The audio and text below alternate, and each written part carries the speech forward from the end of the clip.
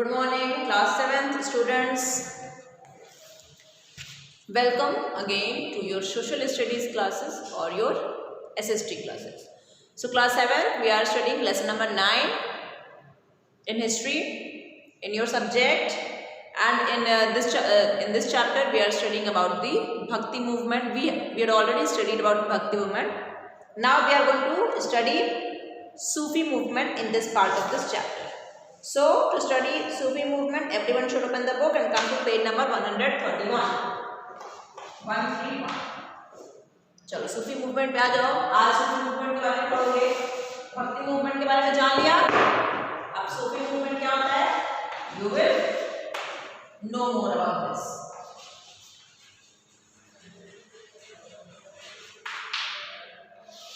चलो सूफी मूवमेंट क्या था भाई?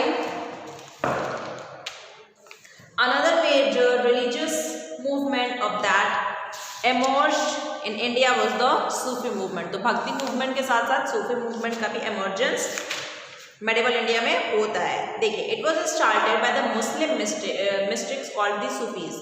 तो ये जो मूवमेंट था ये किससे रिलेटेड था? सूफी से रिलेटेड था, जो कि मुस्लिम्स थे.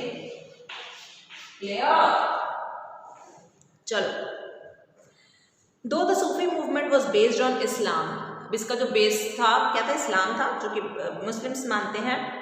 It was greatly influenced by Hindu, Greek and Buddhist ideas as well. लेकिन सूफिज्म टोटली इस्लाम पे नहीं बेस्ड था.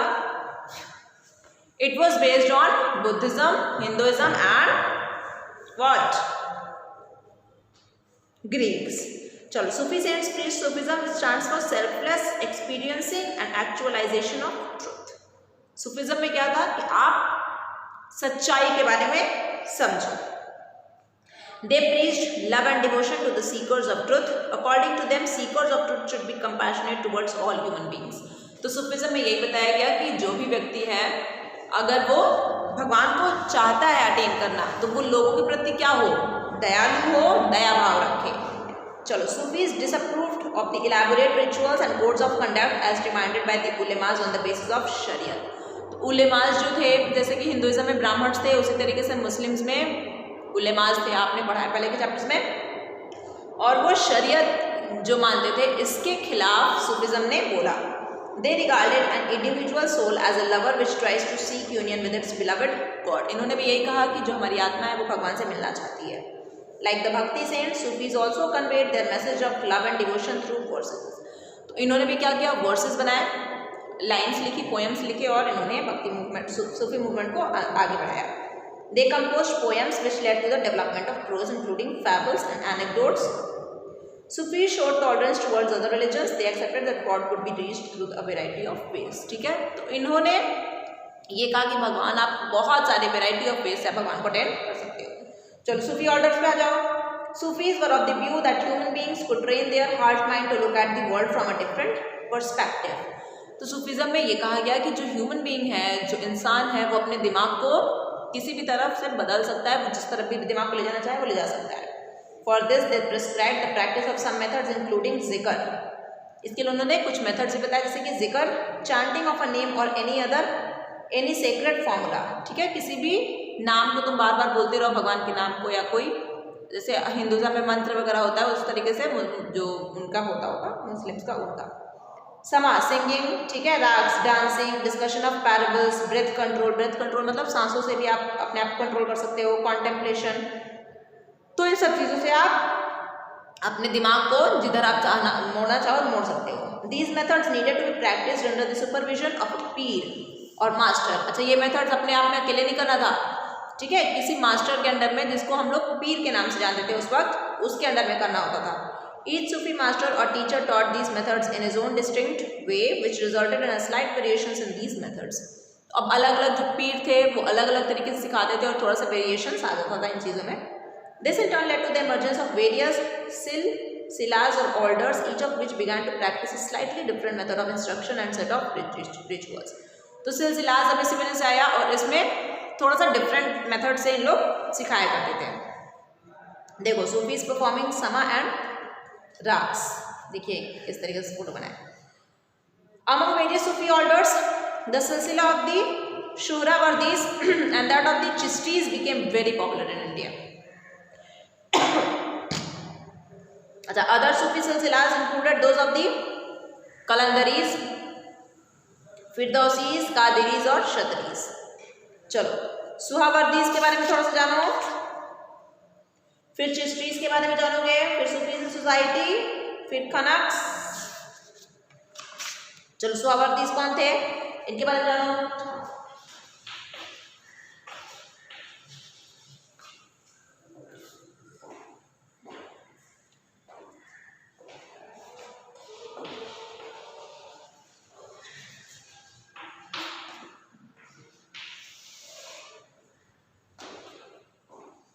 The Suhrawardi silsila was very popular during the Sultanate period. तो दिल्ली सल्तनत पर जब कब्जा था सुल्तान का, ठीक है ना, तब ये बहुत पॉपुलर था. It was started by Sheikh Bahauddin Zakariya. Underline करिए, शेख बहाउद्दीन ज़करिया से की शुरुआत हुई सुहरावर्दी की. He established a खानका, hermitage resembling a monastery where the Sufis led simple lives at Multan. तो एक खानका जहाँ पे जो संत वगैरह होते थे, ये लोग सूफीज वगैरह वहाँ पे साधु तरीके से इन लोग अपना जीवन व्यतीत करते थे. मुल्तान में इसको शुरुआत की गई. मुल्तान में ये जगह था खानका. This silsila was based mainly in Sindh, Punjab and Bengal. तो सिंध, पंजाब और बंगाल में ही ज़्यादातर था. देखिए कैसा है, द खानका ऑफ बहाउद्दीन ज़करिया मुल्तान में, ठीक है, बहाउद्दीन ज़करिया खानका. चलिए आ जाइए आगे, चिश्तीज के बारे में जान लो.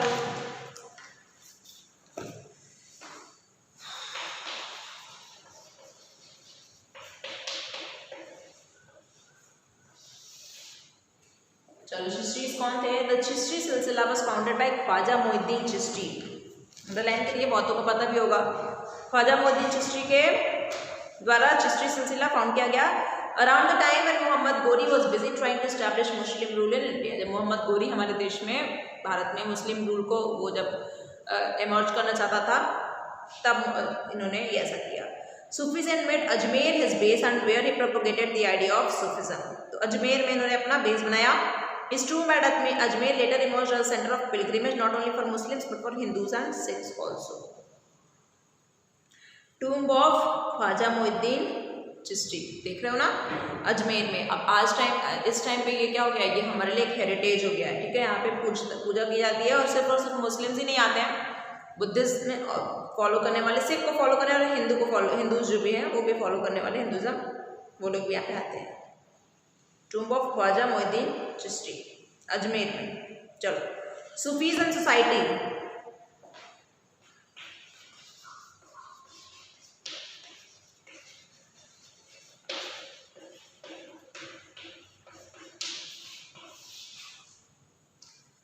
सूफीज सोसाइटी में क्या है, सूफीज में no distinction between the rich and the poor.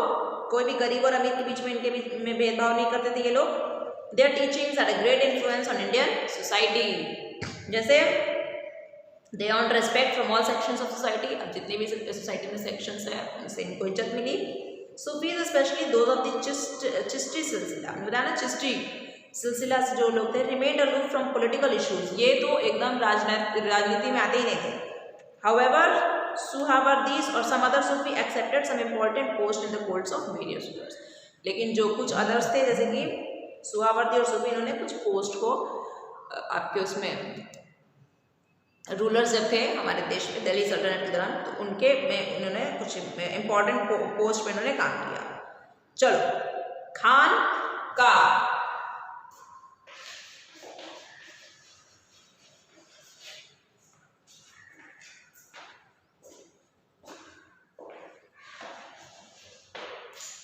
ये क्या है, The Khankas not only provided accommodation to the Sufi masters and their disciples but also served as centers of various activities. तो यहीं पे सूफी सेंट्स रहा करते थे. They were usually thronged by people of all backgrounds including members of the royalty and nobility as well as ordinary people belonging to different faiths, especially during Sufi assemblies. तो इनका खर्चा कैसे चलता था, जो नोबल पर्सन्स थे, राजा वगैरह होते थे, इनको प्रोवाइड करते थे. During such assemblies discussions on spiritual matters as well as music concerts were organized. तो ऐसे assemblies जब यहाँ पे होती थी तो उस टाइम पे रिलीजियस मैटर पे डिस्कशन या फिर डिबेट वगैरह हुआ करता था. The visitors also sought blessings of the Sufi saints, और जो देखने आते थे इसको वो सूफी सेंट्स से आशीर्वाद लेते थे।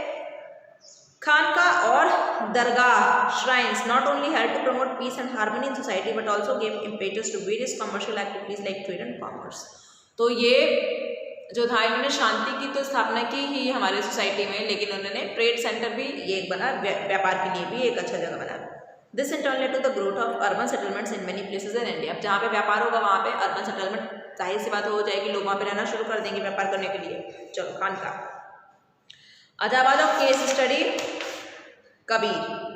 कबीर के बारे में केस स्टडी पढ़ते हैं, फिर उसके बाद पढ़ेंगे गुरु नानक और सिखिज्म के बारे में और अदर रिलीजियस ग्रुप्स के बारे में।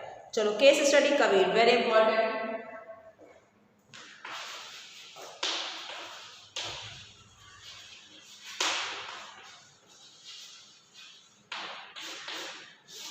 कबीर के बारे को ऐसा ही कोई व्यक्ति होगा जो नहीं जानता होगा ना कबीर को।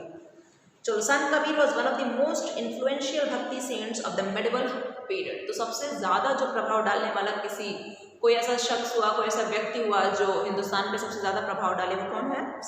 आपके Kabir, Sant Kabir. His early life is shrouded in mystery because not many reliable sources about his life are available. तो उनका जो शुरुआती का जीवन है कि उनका जन्म कैसे होता है ना, वो किस धर्म के, जो उनकी माता थी वो किस धर्म से बिलोंग करती थी, फिर उनका पालन पोषण हुआ, इन सब चीज़ों की बहुत अलग अलग तरीके से कहानी है, क्योंकि इसका कहीं भी रिटर्न सोर्स नहीं है, लिखा नहीं है। तो लोग जो बताते हैं उसको मान करके फ्रॉम जनरेशन टू जनरेशन लोग समझ लेते हैं। कोई कहता है कि ये कोई ब्राह्मण से इनका जन्म हुआ था, किसी ब्राह्मण घर में जन्म हुआ था, लेकिन मुस्लिम ने इनको पाला, फिर कोई कुछ कहता है कि ये अवतरित थे। तो इसके बारे में हमें रिलायबल सोर्स नहीं मिलता है। Therefore, we have to depend heavily on legends and his teachings to know about his life and philosophy. तो इस वजह से हम लोग लेजेंड्स जो उन्होंने इनकी फिलॉसफी के बारे में बताया है, इनकी उसको कैरी फॉरवर्ड किया है, उसमें हम लोग बिलीव करते हैं। A legend about him says that he was brought up by a childless Muslim Julaha weaver after being abandoned by his mother in Kashi, modern Varanasi। तो एक जो लेजेंड है वो कबीर के बारे में क्या बताते हैं? That he was brought up by a childless Muslim Julaha। जुलाहा जो था वो कपड़े बुनने वाले जो लोग काम करते हैं उनको उस दौरान जुलाहा कहा जाता था, वीवर्स, ठीक है। तो एक औरत जो थी वो जुलाहा थी और उन्होंने ही भरण पोषण किया कबीर का। एक लेजेंड वो बताते हैं, अब उनकी बात हम लोग सही मानते हैं, तो इस तरीके से हम लोग समझते हैं कि जो जुलाहा थी वीवर, मुस्लिम थी वो, एंड शी वॉज चाइल्डलेस, उनका कोई बच्चा नहीं था, तो उन्होंने कबीर को पाला पोसा। After being abandoned by his mother in Kashi, modern Varanasi. जब इनकी माता ने इनको अबैंडन कर दिया था, इनको छोड़ दिया था, मतलब वो जब भी इनका जन्म हुआ होगा इनकी माता ने इनको अपना, जैसे नहीं नदी वगैरह में पहले की तरीके से डलिया वगैरह में रख के बहवा देते थे, छोड़ देते थे बच्चे को। तो इनकी जो माता थी वो कहाँ की बिलोंग करती थी? वाराणसी की इनकी माता जी थी, ठीक है, बनारस की बिलोंग करती थी। और जब इनका जन्म हुआ तो इनको अबैंडन कर दिया, छोड़ दिया। तो इसके बाद इन्होंने जो मुस्लिम जुलाहा थी, जो चाइल्डलेस थी, जिसका बच्चा नहीं था, उन्होंने क्या किया? इनको पाल लिया। चलो, Kabir inherited his foster father's occupation. अब जहाँ पे इनका पालन पोषण होने लगा, कबीर ने भी वही काम शुरू कर दिया। ये भी क्या करते थे? कपड़ा बुनने का काम करते थे। As a weaver he himself wove cloth and sold it in the market. अब वीविंग का काम करते थे तो कपड़े बुनते थे और फिर उसको ले जाकर के मार्केट में बेचा करते थे। There are contrasting views about his married life. अब फिर जब मैरिड लाइफ की जब बात आती है, जब शादी की बात आती है कि इनकी शादी किससे हुई थी, हुई भी थी कि नहीं हुई थी, क्या कहानी है, उसके बारे में भी बहुत सारी कंट्रोवर्सी है। कुछ भी जो मेन जो चीज़ है, जो वेरी रियल जो चीज़ है, वो उसके बारे में हमें एकदम साक्ष्य, सही प्रमाणित साक्ष्य नहीं मिलता। चलो, some sources claim that he led a married life and even had 2 children, while some say that he remained unmarried throughout his life. तो कुछ सोर्सेज हमें ये पता चलता है कि उनका विवाह हुआ था और इनफैक्ट उनके 2 बच्चे भी थे, लेकिन कुछ और सोर्सेज हैं जो कि कहते हैं कि कबीर की शादी नहीं हुई थी। चलो, दो many things about his life have been a matter of debate, all agree that he devoted a good deal of time to the study of various existing religious ideas, practices and their merits and demerits. अब उनके जीवन के बारे में तो इतनी controversy है, लोग नहीं बता पाते हैं कि क्या सही है क्या गलत है, लेकिन जितने भी ग्रुप हैं, जितने भी लेजेंड हैं, वो एक चीज़ पर एग्री करते हैं कि जो कबीर थे उन्होंने अपना पूरा जीवन किस चीज़ में व्यतीत किया? He devoted a good deal of time, अपना पूरा जीवन, to the study of various existing religious ideas, कि उस दौरान मेडिवल इंडिया में जो भी रिलीजियस आइडियाज थी, धर्म को लेकर के जो भी आइडिया लोगों के दिमाग में थे, अलग अलग धर्मों के बारे में जो भी प्रैक्टिसेस प्रेवलेंट थे ना, और उनके मेरिट्स क्या थे और डीमेरिट्स क्या थे। किसी भी प्रैक्टिस अगर कोई फॉलो कर रहा है, कोई धर्म का आदमी, तो उसका मेरिट क्या है, उसकी अच्छाई क्या है और उसकी बुराई क्या है, इसको पढ़ने में, इसको समझने में इन्होंने अपना पूरा जीवन व्यतीत कर दिया। चलो, इन्होंने जो दोहे लिखे हैं वो बहुत ही ज़्यादा वैल्यूएबल हैं, बहुत ही ज़्यादा जाने माने हैं, और वो वाकई उनमें हमारे जीवन की सच्चाई पता लगती है। Kabir was impressed by the teachings of many Hindu as well as Sufi saints. Kabir जो थे वो इम्प्रेस हो गए बहुत सारे जो हमारे हिंदू सेंट्स थे उस दौरान, या फिर सूफिज्म को जो लोग फॉलो कर, सूफी सेंट्स जो थे उनके लिखने से। He also liked many Buddhist ideals, और वो बुद्धिस्ट आइडियल्स को भी वो बहुत पसंद करते थे। The saint whose teachings Kabir liked the most was the Hindu saint Ramanand who lived in Varanasi. Underline करिए, रामानंद को ही इन्होंने अपना गुरु भी बनाया था। रामानंद जो थे, जो कि बनारस में रहते थे, और जिनके बारे में आपने भी पहले पढ़ा, जो कि भक्ति मूवमेंट जिन्होंने फॉलो किया था, उनके लेखन शैली को कबीर ने बहुत ही पसंद किया। Kabir became a disciple of Ramanand. अब देखिए, कबीर जो थे वो क्या हो गए, रामानंद के शिष्य बन जाते हैं, मैंने बताया आपको। And later emerged as a leading monotheistic saint of north India. और फिर नॉर्थ इंडिया, ठीक है, नॉर्थ इंडिया के ये एक ऐसे व्यक्ति बने जो कि मोनोथिस्टिक सेंट बने। मोनोथिस्टिक मतलब ये सिर्फ और सिर्फ सभी भगवान को एक मानते थे। His teachings impressed a large number of people who came from all sections of society. इन्होंने जो भी बताया उनसे बहुत लोग प्रभावित हुए। Kabir's ideas influenced many saints belonging to the generation after him.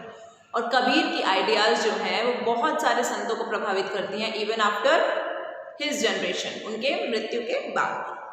Kabir का क्या भरोसा करते थे वो, दैट गॉड इज वन दो people call him by different names. वो ये कहते थे कि भगवान तो केवल और केवल एक ही हैं, भले ही भगवान उनको अलग अलग नाम से कहते थे। जैसे कि मुस्लिम्स भगवान को अल्लाह कहते थे, हिंदू जो थे वो भगवान को भगवान विष्णु कहते थे, भगवान शंकर कहते थे। जैन लोग जो फॉलो करते थे वो भगवान उनको महावीर जैन को भगवान कहते थे। बुद्धिज्म फॉलो करने वाले महात्मा बौद्ध को भगवान कहते थे। तो उन्होंने कहा कि भगवान तो एक है, भले भगवान का नाम अलग अलग लोग उनको मानते हैं। He was strictly against discrimination based on religion, caste और wealth.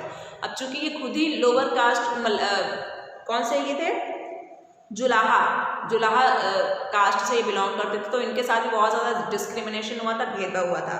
तो इन्होंने इसके खिलाफ बोला, डिस्क्रिमिनेशन के खिलाफ बोला। कौन कौन से बेस पे discrimination, on the basis of religion, धर्म के बेस पे, है ना, कास्ट के बेस पे, जाति के बेस पे, और वेल्थ, पैसे रुपए के बेस पे डिस्क्रिमिनेशन। आप अमीर हो तो आप बड़े हो और गरीब है तो गरीब नहीं। He rejected meaningless rituals practised by both Hindus and Muslims. अच्छा, मीनिंगलेस रिचुअल्स जो फॉलो करते थे हिंदू और मुस्लिम दोनों लोग, इन्होंने उसके अगेंस्ट भी बोला।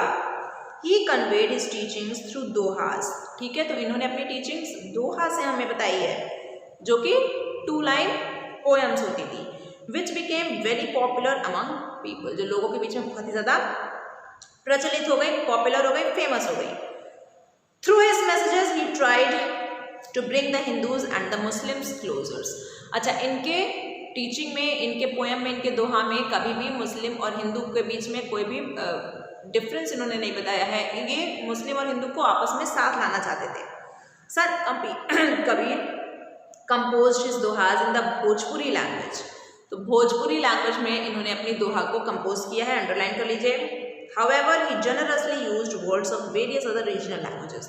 लेकिन जो अदर रीजनल लैंग्वेजेस हैं उनके भी शब्दों का इन्होंने इस्तेमाल किया है। He also accommodated words of the newly developed language Urdu. अच्छा, उसी दौरान जो उर्दू जो लैंग्वेज है वो न्यूली डेवलप हो रहा था, तो उनके शब्द भी इन्होंने अपने दोहा में रखे। Dohas were initially not in the written form and passed from one generation to the next in oral tradition. अब इनको भी लिखना पढ़ना नहीं आता था, तो इन्होंने भी कहीं पर लिखे नहीं दोहास को। ये कैसे इन्होंने ओरल ट्रेडिशन, जो भी ओरली बोलते थे, ये from one generation to other generation के पास होता गया। ठीक है। Sung mainly by wandering bhajan devotional sang singers, और इनके दोहा जो सबसे ज़्यादा जिनके द्वारा गाए जाते थे वो कौन थे? वो वैंडरर्स थे, सिंगर्स थे, जो घूम घूम करके भगवान का वर्णन करते थे। After his death his dohas were compiled and given a written form called the Kabir Vani. तो इनकी मृत्यु के बाद इनके दोहा को कंपाइल किया गया एक किताब में, जिसको हम लोग कबीर वाणी के नाम से जानते हैं।